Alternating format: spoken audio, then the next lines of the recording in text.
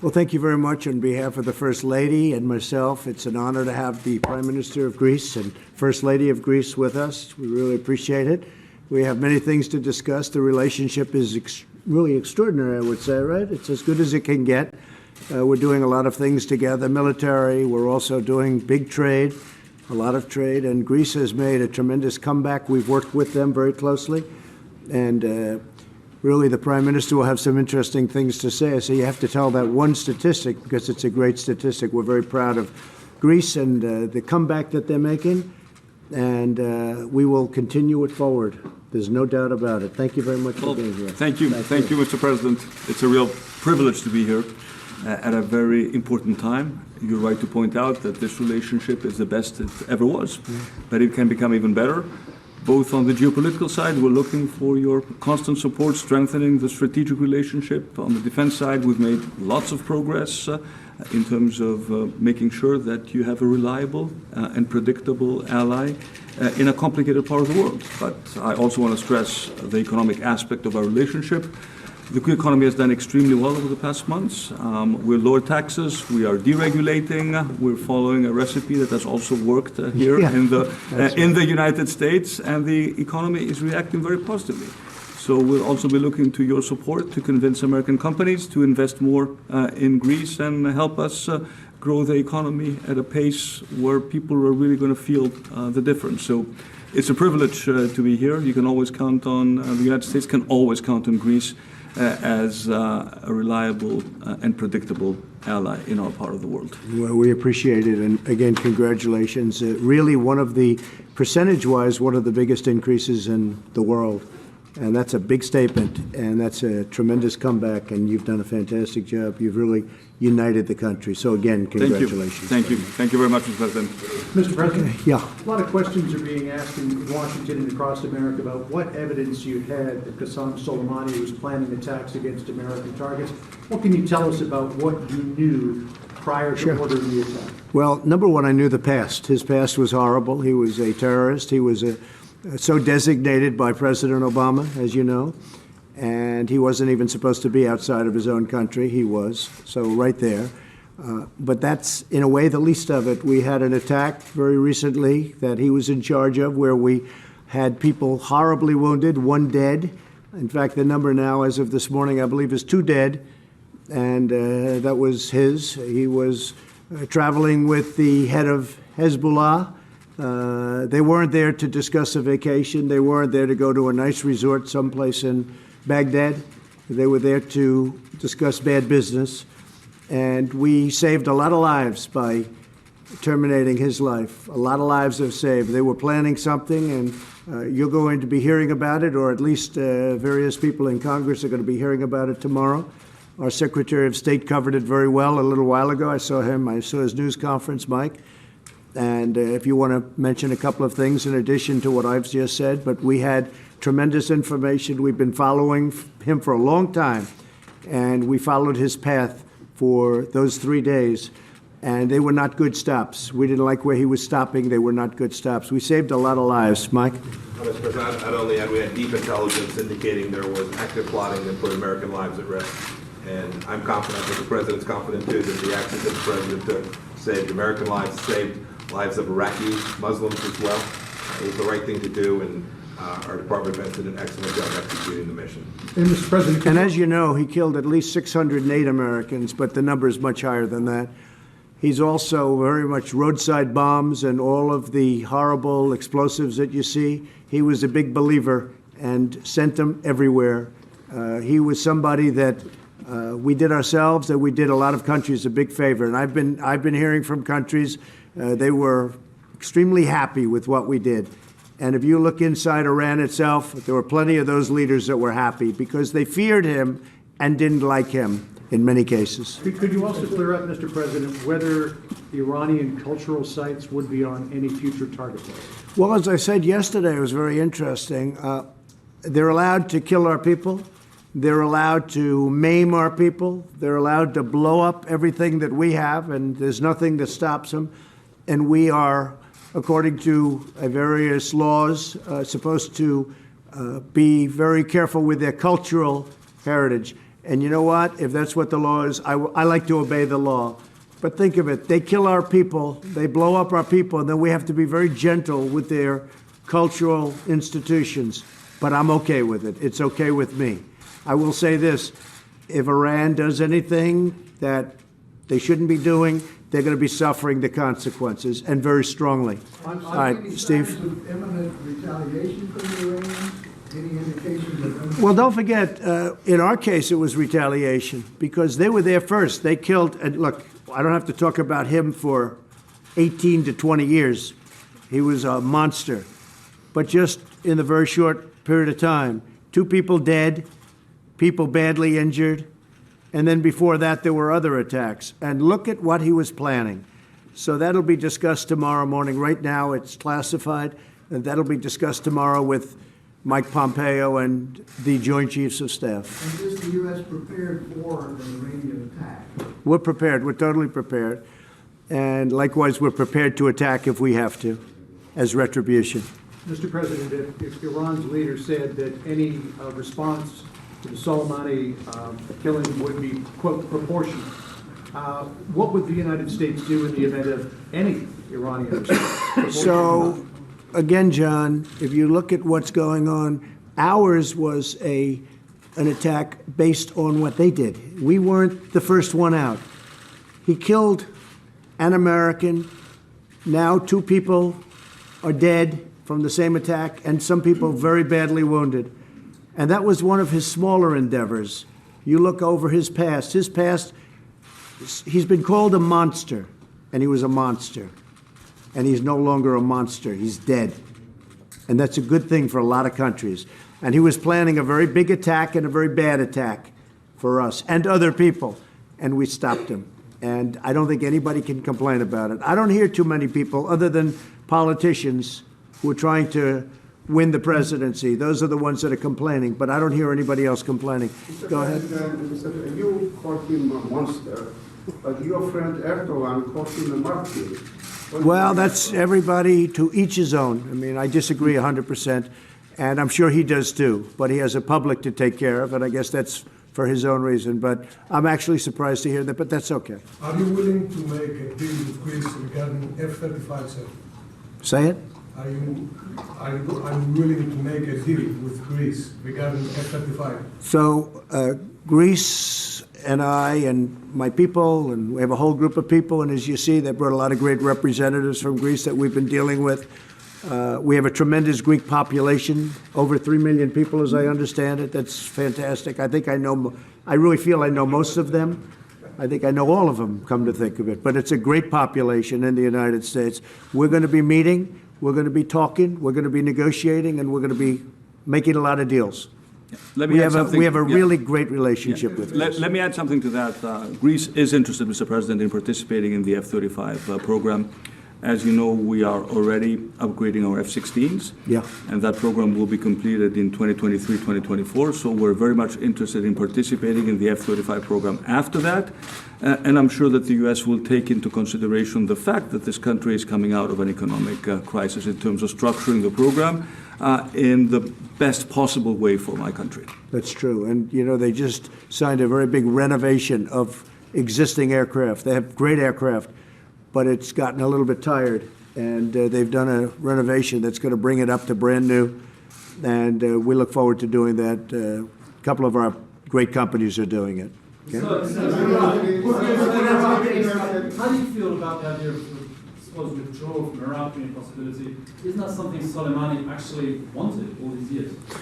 Well, it's something that I want too. I mean, eventually they have to be able to defend themselves and take care of themselves. And it's something ultimately that I want to see. We don't want to be there forever. We want to be able to get out. I didn't want to be there in the first place, to be honest, and everybody knows that.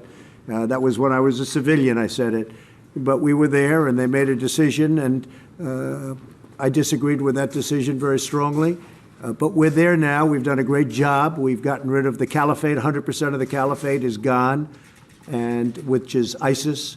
We have thousands of ISIS prisoners that we're keeping right now under lock and key, and we want Europe to take many of these prisoners because they came from Germany, France, and other places.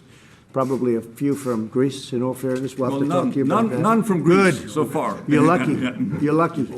But we have a lot of people right now in prison, ISIS fighters that are tough fighters, and they are where they should be. So I think we've done a fantastic job, but eventually we want to be able to let Iraq run its own affairs, and that's very important. So at some point we want to get out, but this isn't the right point. The other thing is, if we do get out, you know, we've spent a tremendous amount of money on building airports and building, it's one of the largest embassies we have in the world, Mike, and we want to be reimbursed for the various costs that we have had, and they're very significant, but we'll work something out. And I talk sanctions, but I'm only talking sanctions if we're not treated with respect. We have to be treated with respect. We deserve, I'll tell you what, with what we did, with what, excuse me, wait, 1 second. With what we did with ISIS, and this was done during my administration, because it was a mess before we got here. With what we did with ISIS, we've done the Middle East and we've done a lot of other countries a tremendous favor. Yeah, go ahead. Do you agree with the Turkish provocations in Libya, in Eastern Mediterranean, against Greece? And are you willing to talk to your friend Erdogan? We are talking to him, and we're talking to, when you're talking about Libya, we're discussing with President Erdogan. We're discussing with many other countries. I just spoke with the Chancellor of Germany, with Angela, and we talked about that subject specifically, Libya, what's going on. We'll be talking to Russia. They're involved. A lot of countries are involved with respect to Libya, and it's right now a mess. But there are a lot of countries, and they all want to know where we stand, and they do know where we stand. We have a very distinctive stand, and we have meetings set up, and we're going to see if we can work out some kind of a plan for peace. Mr. I President? think it's important.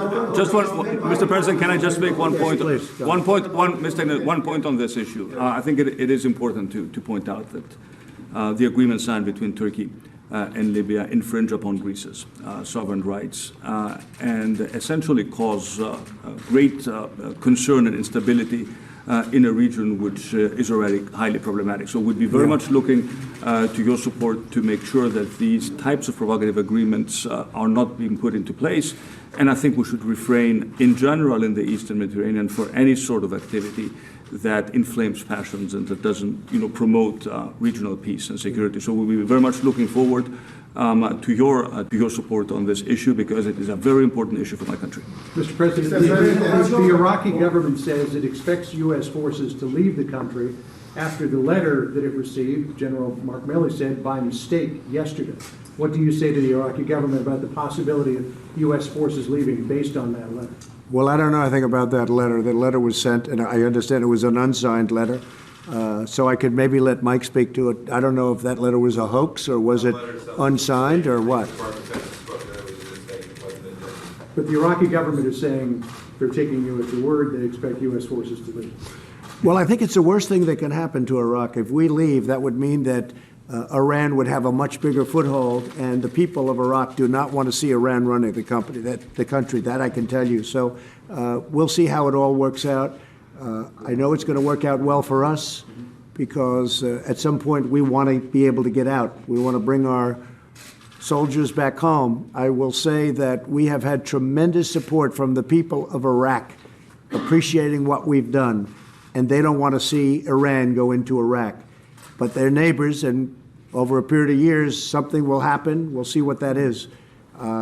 But what was said yesterday, I didn't know about. I really don't know about it. What is that, Mike? What exactly was that? I just know that there was a draft letter that was A draft unsigned. unsigned letter. And the media knew that, so, but they don't like to say that, yeah. The Iraqi people understand that we're there to help them stand up their sovereignty. The Iraqi people were not happy when the suggestion was made yesterday that we were thinking about leaving at some point. They were not happy, but at some point we will want to leave. Quick different topic. Mr. President, you didn't No. answer the question. Steve, go ahead. Steve? For the Senate impeachment trial?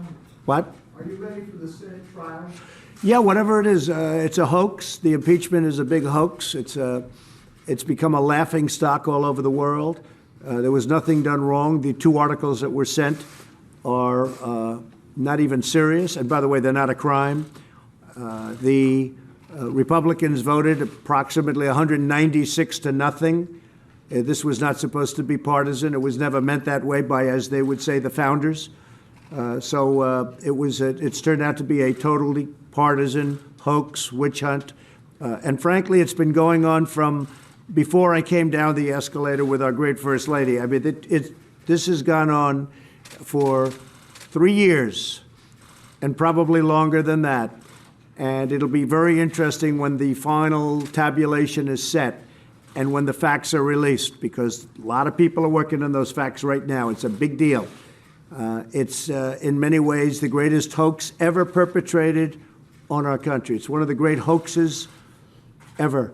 It started with an illegal document that turned out to be false, the fake document that you know so well, the dossier as they call it. And it went on from there. It was set up by a bunch of dirty cops and others, working with the DNC, working with the Democrats. And from the day I ran, from the day I was elected, and probably before that substantially, not probably. If you look at the insurance policy was long before that. So that means before I ever got elected, they were working on something that's so illegal. So I assume that will be announced at some point into the future, and hopefully not too far into the future. And the impeachment story is, it's just a continuation of the, it really is a shame that we can't focus on all of the things. You know, we talk today about Iran, we talk about Iraq, we talk about economic development. We have the greatest stock market we've ever had in the history of our country. We have the greatest economy that we've ever had in the history of our country. We're setting records, unemployment records, employment records also. We're going to have almost 160 million people working. And that we have to work on this partisan scam is really a shame. That we have to take time is a shame. All right, that's about it. Yeah, go ahead. Will you be okay if John Bolton testifies? He indicated yesterday that he would if he's... Well, that's going to be up to the lawyers. It'll be up to the Senate, and we'll see how they feel. He would know nothing about what we're talking about because, if you know, the Ukrainian government came out with a very strong statement, no pressure, no anything, and that's from the boss. That's from the president of Ukraine. The foreign minister came out with a statement that was equally as strong. And frankly, if you look at it and you look at everything, all they have to do is read the transcripts. You take a look, not just at one, you take a look at 2 transcripts. They were absolutely perfect. There was absolutely nothing done wrong. There was no false statement. And it's crazy that it's gotten to a point where you look, Ukraine, the president of Ukraine said there was no pressure whatsoever. There was no pressure in his country whatsoever. And by the way, in terms of the money, it got there 2 or 3 weeks ahead of schedule, long before it was supposed to be there. There was absolutely nothing done wrong. The one thing I look at is corruption, and the other thing I look at is why isn't France, and why isn't Germany, and maybe I could say why isn't Greece? But why aren't all of these countries, why aren't they paying? Why is it always the United States that has to pay? And I said that very strong. In fact, it's in the transcript, but the press doesn't cover it. Why is it that the United States pays? And it affects Europe far more than it affects the United States. So why isn't it that France, Germany, and all of those countries in Europe that are so strongly affected, why aren't they paying? Why is it always us? That's one question. And the other question is always about corruption. We're sending all of this money. Where is it going? Where is it going? And the president, by the way, got elected on anti-corruption, and I think he's going to do a great job. But I appreciated his statement. He's made it many times. No pressure whatsoever. Thank you all very much. Thank you. Thank you very much. Mr. President, the DOJ is recommending jail time for Thank you very much. Greece is actually paying more than 2% in NATO. It's true. Do you agree with the DOJ recommending jail time for Michael Flynn? I don't know. I didn't look at it. You just tell me for the first time. I don't know. I'll take a look at it. Thanks. All right, come on, guys, let's go.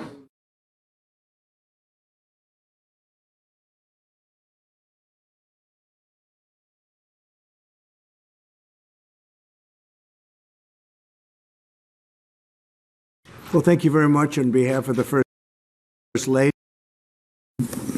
I know we moved up the time on you, but I was cognizant of the snow, and so I'm told you are the brave few who decided to stay around and weather D.C.'s roads as they become a little bit snowier.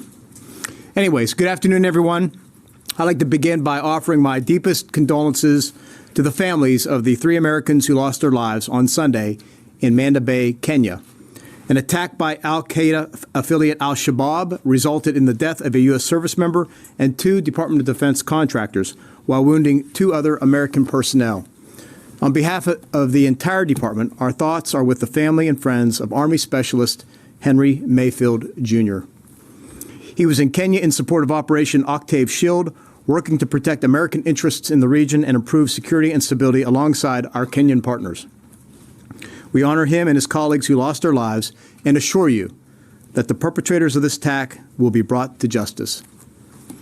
The United States conducted over 60 airstrikes against al-Shabaab's safe havens and assets last year, and our forces continue to provide training and counterterrorism support to our East African partners at the Manda Bay Airfield to help them in the fight. Moving to Iran. At this time, our top priorities remain, first, the safety and security of American personnel and our partners, and second, our readiness to conduct operations to respond to Iranian aggression. Since the strike, I've spoken with the commanders on the ground to ensure they have the resources they need to protect their people and prepare for any contingencies. As a result, we've increased our force protection postures across the region and will continue to reposition and bolster our forces as necessary to protect our people, our interests, and our facilities. As I mentioned to you yesterday, we have received widespread support for our actions from our allies and partners in the region, and we will continue to work with them to protect our gains against ISIS. I've been in constant communication with my counterparts and have called on them to stand with us in the defense of coalition forces in Iraq. Working through NATO, the Defeat ISIS coalition, and with our partners on the ground, we continue to bolster Iraqi institutions to ensure the lasting defeat of ISIS. As we defend our people and interests, let me reiterate that the United States is not seeking a war with Iran, but we are prepared to finish one. We are seeking a diplomatic solution, but first, this will require Iran to de-escalate. It will require the regime to come to the table with the goal of preventing further bloodshed. And it will require them to cease their malign activities throughout the region. As I've said, we are open to having this discussion with them, but we are just as prepared to deliver a forceful response to defend our interests. Finally, the American people should know that their safety is in the hands of the strongest, most capable military in the world. The men and women of our armed forces should know that we are standing with them and will continue to support them as they meet and overcome today's threats from malign actors, including Iran and its proxy militias. Our partners should know that we remain committed to our strategic priorities in the Middle East, deterring Iranian bad behavior, sustaining the enduring defeat of ISIS, and supporting Iraq as it becomes a strong and independent nation. And the architects of terror should know that we will not tolerate attacks against America's people and interests, and will exercise our right to self-defense should that become necessary once again. With that, I'll open this up for some questions. Thank you. Thank you, Mr. Secretary. I just wanted to clarify one thing. You said earlier that the U.S. continues to engage ISIS in Syria. Has the anti-ISIS campaign in Syria been affected at all by this? And then secondly, there seems to be continued confusion among Iraqi officials about this draft letter. There was a televised appearance by Mahdi earlier today in which he sort of laid out what he said was a signed letter that the Iraqis got. Those are his words. And he suggested that another letter should be sent. What have you done and are you continuing to do to clear up what you said yesterday was a mistake? Our policy has not changed. We are not leaving Iraq. And a draft unsigned letter does not constitute a policy change. And there is no signed letter, to the best of my knowledge. I've asked the question. So there may be people trying to create confusion, but we should focus on this much. What I've said a few times now, our policy has not changed. We are in Iraq, and we are there to support Iraqi forces and the Iraqi government become a strong, independent, and prosperous country. And in Syria, the ISIS in Syria? I've gotten no report from a commander saying that we've had a material impact on our ability to engage ISIS along with our SDF partners. To follow up on Lita's question, what if the Iraqis don't want you to stay? If the Prime Minister says you need to go, will U.S. troops pull out? And also, NATO allies are pulling out. Why aren't U.S. troops pulling out? So we'll take all those one step at a time. There's a few procedural mechanisms, hurdles, if you will, that the Iraqi government would need to go through. We remain in constant contact with them on that. I think it's fair to say that many Iraqis recognize the strategic importance of our partnership with them, whether it's training and advising their military to become more effective on the field of battle, or it's working together with them to defeat ISIS coalition. I think the vote the other day shows the support of most Iraqis for our presence in the country. As you know, most Kurds and most Sunnis did not show, and those Shias who did vote, and many of them voted at the threat of their own lives by Shia militia groups. Even in the last few days, we still see Iraqis on the streets protesting their government due to corruption and the malign influence of Iran. So those sentiments, those feelings have not gone away. So I think at the end of the day, working with the Iraqi people, you'll find that our presence is important for both their country, ours. You also asked about partners. I've talked to many of our partners in Iraq who are part of the de-ISIS coalition. And many Europeans, they are fully supportive of us. They are fully with us. I've been told by them that some of the movements they are taking are simply with regard to force protection. We're doing some of that as well. It does not mark or signal any withdrawal from Iraq or the mission writ large. Can I follow up on that, on the allies? We'll get there, Gordon. Sir, could you speak to the range of options that were under consideration? Can you give us any sense of, how many other options were under consideration? Did you support any other ones? And was one option to not take this strike inside Iraq, which would have clearly mitigated? Gordon, I'm not going to speak to any options or anything we present to the president. As you know, that's kind of how I approach things. I will tell you that options we presented were all options that we supported and believe we could deliver on and would be effective. And with any time we deliver an option, we always list pros and cons and pluses and minuses. That's how we approach it. That's my duty and that's my obligation to the Commander-in-Chief. Were there multiple options that you would have considered that you would have supported? I'm not sure I understand the question. Were there other options that you supported in addition to this one? Well, look, there are always a wide range of options. Our duty is to narrow them down into ones that are consistent with the president's guidance or expectation or can meet the political end state we're trying to achieve. Again, we had a full panoply of options available, and we present them and we portray them as we do. Yes, to follow up, about the allies moving their troops. Does it mean that you couldn't guarantee their security, especially with an air protection, or did you ask them to move their troops? No, I don't think so. I know in one case in particular, it was just a matter of us being able to move in additional U.S. forces into a confined space that was being occupied by some of the international trainers, partners on the ground, and it was just a logistical issue. Thank you. Can you clarify, the attack Soleimani was planning, was that days or weeks away? I think it's more fair to say days, for sure. And is the U.S. legally obliged to withdraw from Iraq if told by the Iraqi government to go? I'm not going to speculate. We're not there yet. There's been none of that has happened to the best of my knowledge. And as those events unfold, we'll address them, and we'll have all the right legal experts to advise us on that. Mr. Secretary, you said the U.S. is not seeking war with Iran. I think the question most people want an answer to is how close are we to war with Iran? And specifically, how would you characterize Iranian military movements over the past several days? Yeah, it is true. We're not seeking war with Iran. I think what happens next depends on them. I think we should expect that they will retaliate in some way, shape, or form, either through their proxies, as they've been doing now for how many years, or by their own hand. And so we take this one step at a time. We're prepared for any contingency, and then we will respond appropriately to whatever they do. And how would you characterize their military movements so far?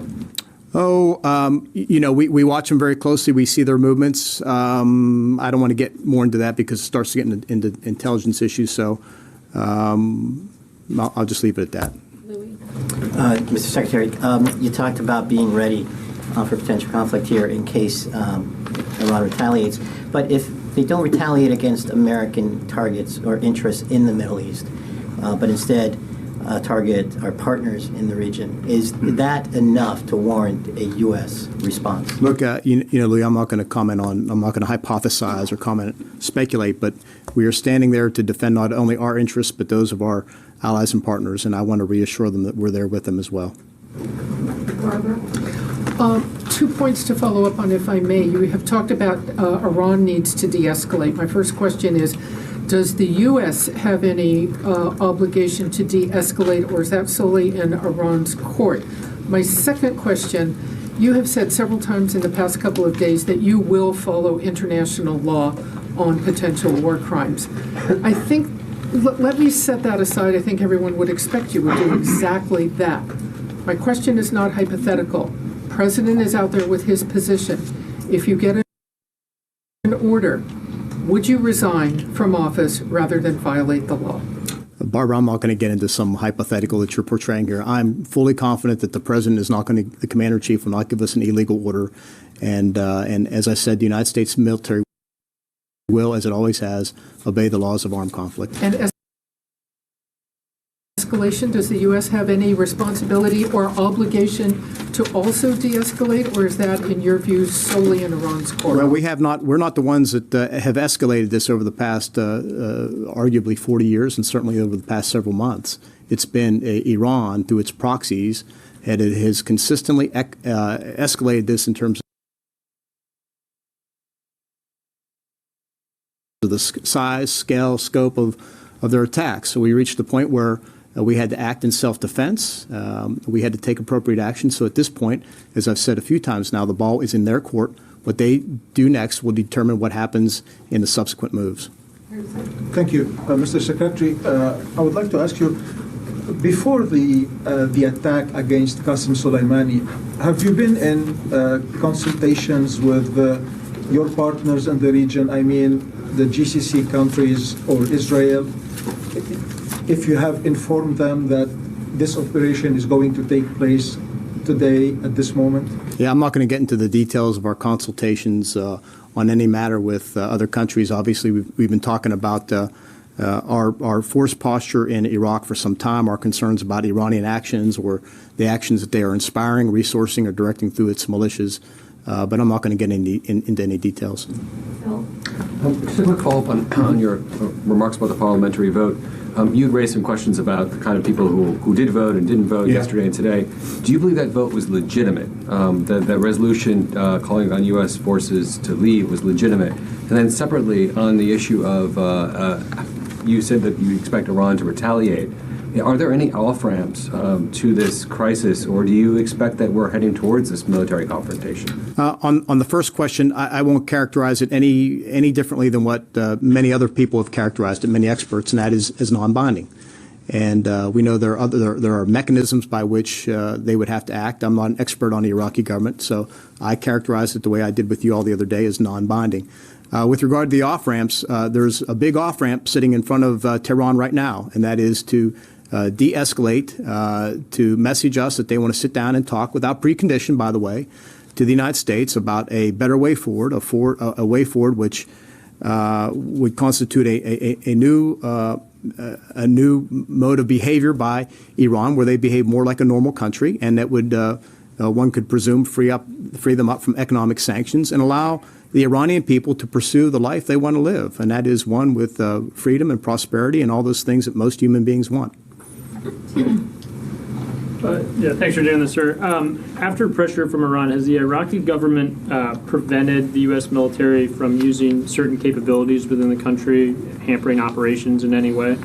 They have taken some actions in the past that had hampered some of our operations with regard to airspace and things like that, but nothing that we weren't eventually able to work through with them. And is that happening currently? There's nothing they're doing right now that is hampering our operations, to the best of my knowledge. I just want to follow up on Phil's earlier question. So what would, just to press you a little bit more on this, what would constitute a binding order from the Iraqi government? Because there seems to be a disconnect from what the Prime Minister is telling Ambassador Tuller and heads of state from Europe about implementing this resolution for the Iraqi parliament, and what the Pentagon says has been communicated or hasn't been communicated? Yeah, I think that's a great question for the Iraqi Prime Minister. So, but does that mean that you are not taking his communication about the implementation of that parliamentary resolution on its face in terms of what he's actually saying? To the best of my knowledge, I haven't received any communication from him or the Iraqi government about the legislation or about an order or a request to withdraw U.S. forces. Thank you. Mr. Secretary, can you please explain to us how the killing of one of Iran's top generals would contribute to the case of de-escalation? You're asking Iran to de-escalate now. Would the U.S. Respond in such a manner if one of your top generals was killed in a third country? Well, let's take a look at history. Soleimani was a terrorist leader of a U.S.-designated foreign terrorist organization. He's been conducting terrorist activities against us and our coalition partners for over 20 years. He has the blood of hundreds of Americans, soldiers, on his hands and wounded thousands more. And then we could talk about all the mayhem he's caused against the Syrian people, the people of Lebanon, even his own people in Iran. He is responsible in the Quds Force for the killing of Iranian people. So this sense that somehow taking somebody who, oh, by the way, over the last few months had planned, orchestrated, and or resourced attacks against the United States that resulted in the killing of American and the siege of our embassy in Baghdad, and was in Baghdad to coordinate additional attacks, to somehow suggest that he wasn't a legitimate target, I think is fanciful. He was clearly on the battlefield. He was conducting, preparing, planning military operations. He was a legitimate target, and his time was due. One final question. We'll go to Jeff Schobel. Party next. Oh, okay. Tony. Can you give a little bit of a preview of what you're going to tell Congress tomorrow? This, in terms of how much detail will you be willing to give members that you're having thus far told the public in terms of the size, scope, and eminence? You're aware how skeptical people are of the imminent threat issue. You were there in 2003 when you heard all that. Mm-hmm. So temper expectations. What are you prepared to disclose to Congress tomorrow? Well, look, first of all, much of my messaging to Congress will be the same as what I'm delivering to you all here in terms of my views on the policy, the broader regional situation, the history. Obviously, with members of Congress, we can go into a classified set. We will be in a classified setting and be able to share more. But the exquisite intelligence that we're talking about that led to the decision that was, I should say, one of the factors that led to the decision to strike at Soleimani is only shared with a handful of members, the so-called Gang of Eight. And so they are getting that briefing this afternoon, and they will have access to that, but most members will not have access to that. You talked about increasing force posture in the region. What about force protection levels? Have you gone up to the C or Delta highest level? The commanders in the region, and I should say globally, are taking all appropriate force protection measures relevant to their situation, the threat that they're receiving, the readiness of their troops, et cetera. So I'm confident that our commanders are going to do the right thing on the ground. Okay? Thank you all very much.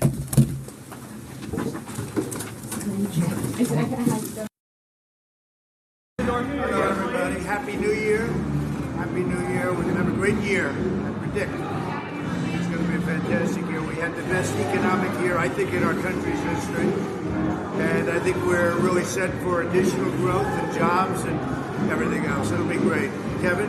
What do you want the American people to know, Mr. President, about how you're handling the situation in Iraq as it relates to Iran? Well, I think it's been handled very well. The Marines came in. We had some great warriors come in and do a fantastic job, and they were there instantaneously as soon as we heard. I use the word immediately. They came immediately, and it's in great shape. As you know, this will not be a Benghazi. Benghazi should never have happened. This will never, ever be a Benghazi, but we have some of our greatest warriors there. They got in there very quickly. As soon as we saw there was a potential for problem, they got in, and there was no problem whatsoever. I also want to thank the Iraqi government. They really stepped up. I spoke to the Prime Minister today. I thanked him, but they stepped up very nicely.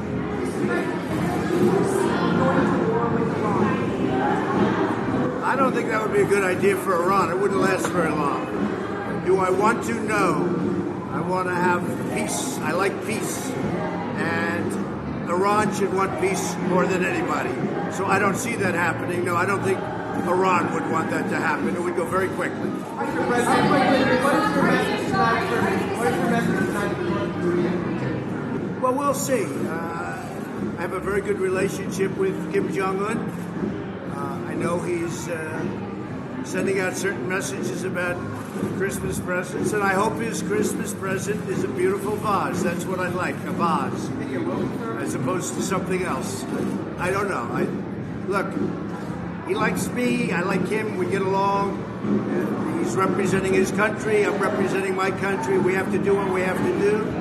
But he did sign a contract, he did sign an agreement talking about denuclearization, and that was signed, number one sentence, denuclearization.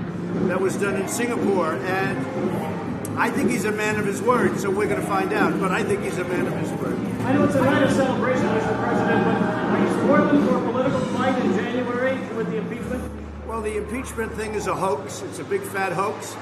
We had, I guess, 196 to nothing with the Republicans. We had 3 Democrats come over. One actually joined our party, as you know, which is, I think, a record. I don't think that's been done before in terms of somebody coming in like that on a vote like that.